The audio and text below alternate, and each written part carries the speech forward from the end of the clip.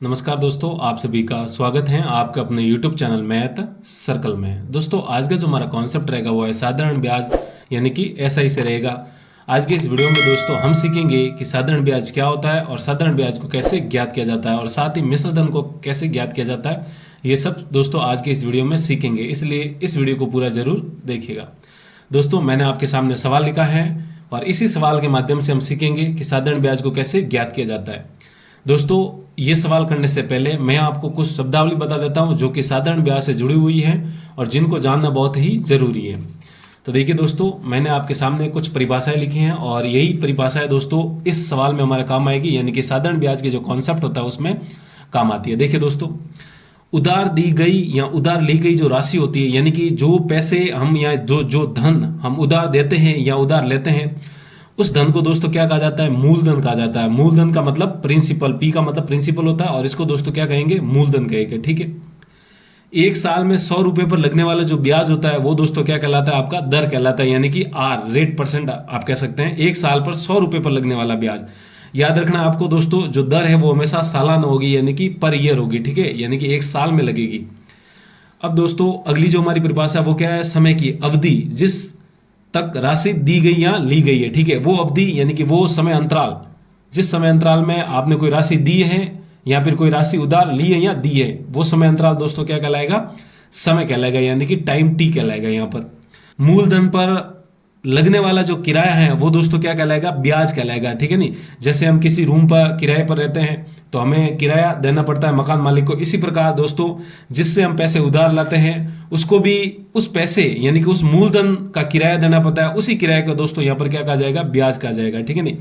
अब दोस्तों जो साधारण ब्याज का सूत्र होता है वो क्या होता है? देखिए, साधारण ब्याज निकालने का, साधारण ब्याज को दोस्तों सरल ब्याज भी कहते हैं। ठीक है नहीं, सरल ब्याज भी कहते हैं। तो साधारण ब्याज का जो सूत्र होता है वो दोस्तों मूलधन गुणा दर गुणा समय और बटा में दोस्तों में क्या लगाना है? 100 लगाना है। ठीक है, ये जो सूत्र है दोस्तों यही आपका साधारण ब्याज निकालने का सूत्र है। ठीक है, इसी सूत्र से हम साधारण ब्याज निकालेंगे। अब दोस्तों जो मिश्र धन होता है यानी कि ए अमाउंट होता है वो दोस्तों क्या होता है?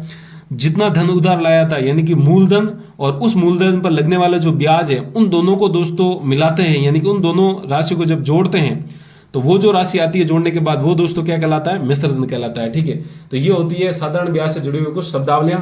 आइए दोस्तों सवाल के माध्यम से सीखते हैं। ठीक है, देखिए दोस्तों हमारा सवाल क्या है?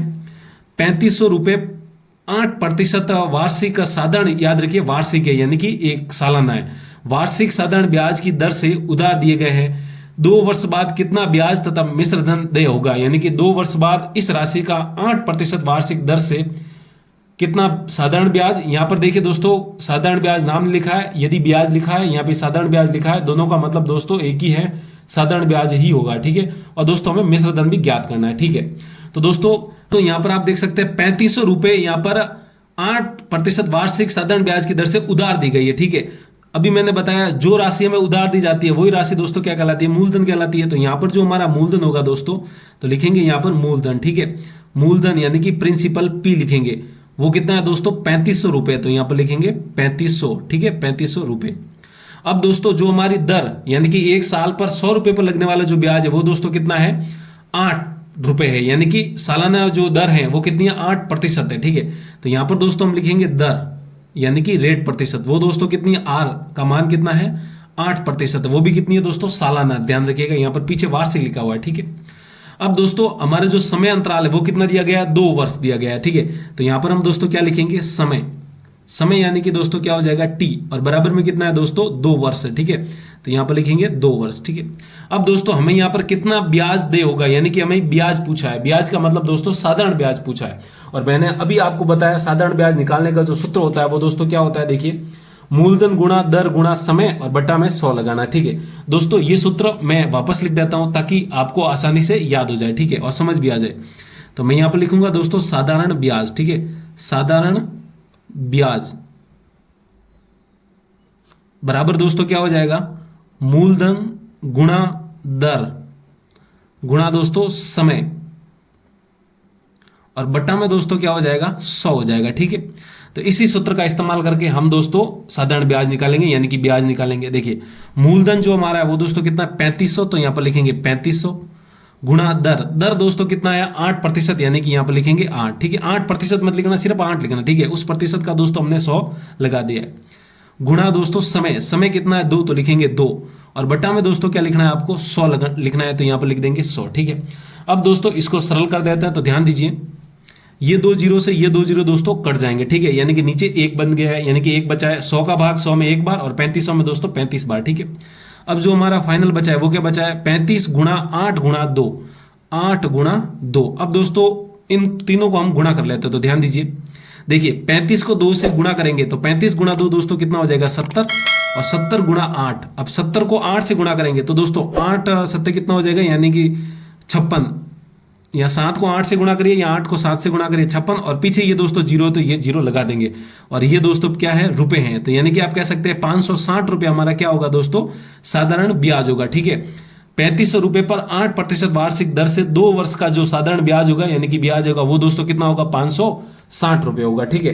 तो इस सवाल ने हमें क्या पूछा था, ब्याज पूछा था कि कितना ब्याज लगेगा, तो हमने इस सूत्र से दोस्तों साधारण ब्याज निकाल दिया है, ठीक है। नहीं, इस सूत्र से हमने साधारण ब्याज निकाल दिया है। तो यहां पर दोस्तों हमारा जो साधारण ब्याज का हो चाहे ब्याज का हो, वो कितना आया 560 रुपये। अब दोस्तों सवाल ने हमें मिश्र धन भी पूछा है, और मिश्र धन मैंने अभी बताया कि क्या होता है मिश्र धन, मूलधन प्लस ब्याज, ये क्या होता है दोस्तों अमाउंट, यानी कि मिश्र धन होता है, ठीक है। तो यहां पर हम दोस्तों मिश्र धन निकालेंगे, तो ध्यान दीजिए यहां पर लिखेंगे चूंकि मिश्र धन यानी कि अमाउंट, जो 2 वर्ष बाद जो अमाउंट हो जाएगा उस राशि का, वो क्या होगा दोस्तों ब्याज में हमें दोस्तों क्या जोड़ना है, मूलधन जोड़ना है, ठीक है। नहीं, ब्याज में हमें दोस्तों मूलधन जोड़ना है, तो यहां पर हम ब्याज में मूलधन जोड़ लेते हैं। तो देखिए ब्याज कितना है हमारा 560 रुपए है, तो लिखेंगे 560। अब दोस्तों जो हमारा मूलधन था, मूलधन जितनी राशि उधार दी गई थी वो कितनी थी दोस्तों 3500 रुपए थी, ठीक है। नहीं, तो यहां पर हम मूलधन की जगह कितना लिखेंगे 3500, तो लिखेंगे 3500, ठीक है। अब दोस्तों 560 और 3500 को जोड़ेंगे तो कितना आ जाएगा 4060 रुपये आ जाएगा, ठीक है। नहीं, 4060 रुपये, और यही दोस्तों हमारा क्या है आंसर है, यानी कहने का मतलब यही हमारा मिश्र धन है, यानी कि अमाउंट है। 2 साल बाद 8% वार्षिक दर से जो 3500 रुपये की राशि है वो कितनी हो जाएगी 4060 रुपये हो जाएगी, ठीक है। तो इस प्रकार दोस्तों आपको मिश्र धन निकालना है, और इसी प्रकार दोस्तों साधारण ब्याज के सूत्र से आपको साधारण ब्याज यानी कि ब्याज निकालना है। तो उम्मीद है आपको समझ में आया होगा कि साधारण ब्याज क्या होता है और साधारण ब्याज से जुड़े हुए सवाल कैसे किए जाते हैं। दोस्तों ये सवाल बहुत ही आसान था, सीधा सीधा सूत्र पर आधारित था। अब दोस्तों एक और सवाल लेते हैं जिससे कि आपका ये जो साधारण ब्याज का कॉन्सेप्ट है ये अच्छे से आपको क्लियर हो जाए, ठीक है। दोस्तों साधारण ब्याज क्या होता है, देखिए जैसे आप किसी रूम में किराया लेके रहते हैं तो आपको उस रूम का किराया देना पड़ता है। वो रूम आपने खरीदा नहीं है, उसको आपने किराए पे लिया है, तो उस रूम का जो आप यूज कर रहे हैं उसके बदले में रूम का जो मालिक है उसको आपको पैसा देना पड़ेगा। इसी प्रकार दोस्तों जब आप कोई राशि कोई धन किसी को उधार देते हैं या आप किसी से उधार लेते हैं तो वो राशि जिससे उधार ली है उस राशि का भी आपको दोस्तों किराया उसको देना पड़ेगा कि भाई तुमने मेरी राशि इतने समय के लिए और इतने वार्षिक दर से उधार ली है, तो मेरे को इसी हिसाब से इसका किराया भी दो, और जो मेरी राशि उधार दी गई है उस राशि को भी मेरे को वापस लौटाओ। मतलब ब्याज और राशि दोनों लौटानी है, मतलब आपको मिश्र धन लौटाना होता है। तो दोस्तों ये होता है साधारण ब्याज और मिश्र धन और आपका मूलधन, ठीक है। तो उम्मीद है आपको समझ में आया होगा। चलिए दोस्तों आज के हमारे दूसरे सवाल की ओर। दोस्तों हमारा जो अगला सवाल है वो देखिए क्या है, 1500 रुपये धन का 10% वार्षिक दर से 8 महीने का ब्याज तथा मिश्र धन ज्ञात कीजिए। अब दोस्तों ये सवाल और इससे पहले वाला सवाल दोनों में अंतर क्या है, सिर्फ यहाँ पर समय अलग अलग दे दिया है। वहां पर समय दोस्तों हमें साल में दिया था और यहाँ पर हमें महीनों में दे दिया है, ठीक है। तो ये सवाल उससे अलग होने वाला है, ठीक है, इसलिए इस सवाल को मैं करवा रहा हूँ, ठीक है।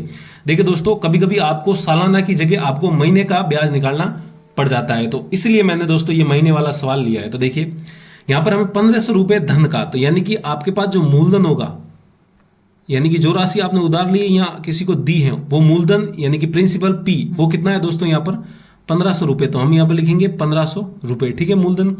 और जो दर है दोस्तों, दर यानी कि आर रेट वो कितनी है दोस्तों हमारा 10% है, तो यहाँ पर लिखेंगे 10%, ठीक है।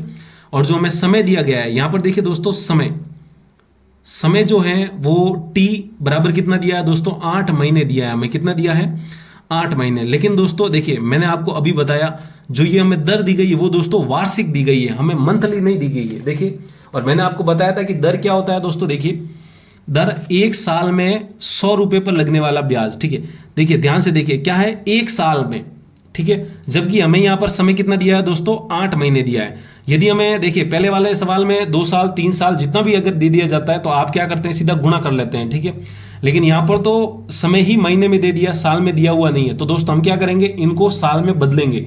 तो महीने को साल में बदलेंगे पहले।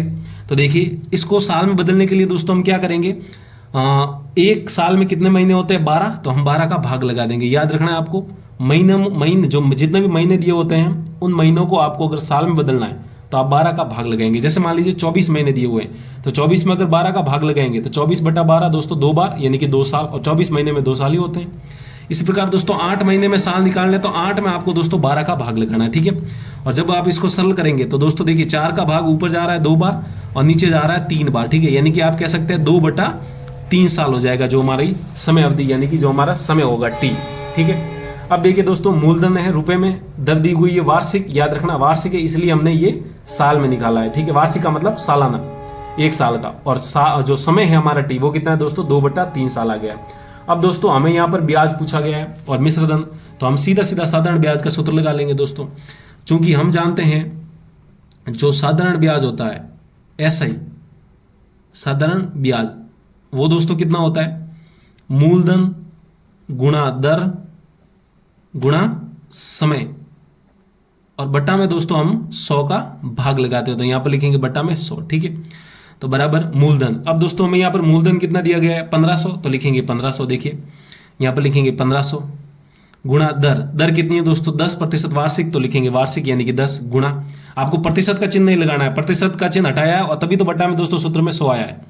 और समय दोस्तों हमारा कितना 2/3 साल है, ठीक है ना, 2/3 साल, और इसके पूरे के बट्टा में दोस्तों कितना है 100 है, और ये दोस्तों इसके 3 के गुणा में आ जाएगा, ठीक है नहीं, 2/3 को आप ऐसा भी लिख सकते हैं, ठीक है। 2 ऊपर लिखना और जितना भी बट्टा में आता है वो 100 के साथ गुणा में करवा देना, ठीक है। और दोस्तों दर आ गया, समय आ गया, ठीक है। अब दोस्तों इसको हम सल कर देते हैं, तो ध्यान दीजिए कितना होता है सल करने पर, देखिए 2 जीरो से ये 2 जीरो कट जाएंगे, ठीक है, ये बन जाएगा 15, यानी कि 100 का भाग 15, 100 में 15 बार और इस 100 में 1 बार। अब दोस्तों ये 3 कट रहा है इस 15 में, 3 का भाग 15 में दोस्तों कितनी बार जाएगा, 5 बार जाएगा, ठीक है। तो ये जो बचेगा वो क्या बचेगा, 5 गुणा 10 और गुणा में 2। अब इसको दोस्तों हम गुणा कर लेते हैं, तो देखिए क्या आता है, 5 गुणा 10 50 और 50 गुणा 2 दोस्तों कितना हो जाएगा, 100 हो जाएगा। और ये हमारा क्या है, रुपयों में आया है, तो हम यहाँ पर कहेंगे जो साधारण ब्याज आया है वो कितना आया दोस्तों, 100 रुपये आया है, और यही हमारा क्या है, ब्याज है। तो इस प्रकार आपको दोस्तों साधारण ब्याज निकालना है, सूत्र तो वही रहेगा, सिर्फ यहाँ पर दोस्तों हमें यहाँ पर समय का ध्यान रखना है। बहुत सारे बच्चे क्या करते हैं, ये 8 महीने, तो यहाँ पर डायरेक्ट 8 लिख देते हैं समय की जगह, तो जो कि गलत हो जाता है दोस्तों। वार्षिक दर है यानी कि सालाना दर दी गई है, तो जो ब्याज की गणना होगी वो सालाना होगी, महीनों पे नहीं होगी, ठीक है नहीं। तो हमें 8 महीनों को पहले साल में बदला, इतना आया, और इसको हमने दोस्तों इस प्रकार साधारण ब्याज निकाल दिया है। अब दोस्तों सवाल में हमें मिश्रधन भी पूछा गया है, ठीक है। तो ये जो मिश्रधन है ये दोस्तों आपको अपने आप निकालना है, तो मैं यहाँ पर लिख लेता हूँ मिश्रधन, और मिश्रधन यानी कि अमाउंट कितना होगा ये दोस्तों आपको अपने आप निकालना है, ठीक है। तो उम्मीद है आपको समझ में आया होगा किस प्रकार दोस्तों ये सवाल किए जाते हैं। तो ये मिश्रधन निकाल के इसका आंसर जरूर दोस्तों आपको कमेंट में लिखना है, ठीक है। तो आई होप आपको समझ में आया होगा। समझ में आया तो वीडियो को लाइक कीजिए, और अभी तक चैनल को सब्सक्राइब नहीं किया तो वीडियो के नीचे वाला जो लाल बटन है उसको दबाइए, उसके पास वाली घंटी भी दबाइए। तो दोस्तों आज के लिए इतना ही रखते हैं, जल्दी मिलते हैं हम ऐसे ही एक बेसिक वीडियो के साथ। तब तक के लिए आप पढ़ते रहिए, मस्त रहिए, हंसते रहिए और खेलते रहिए।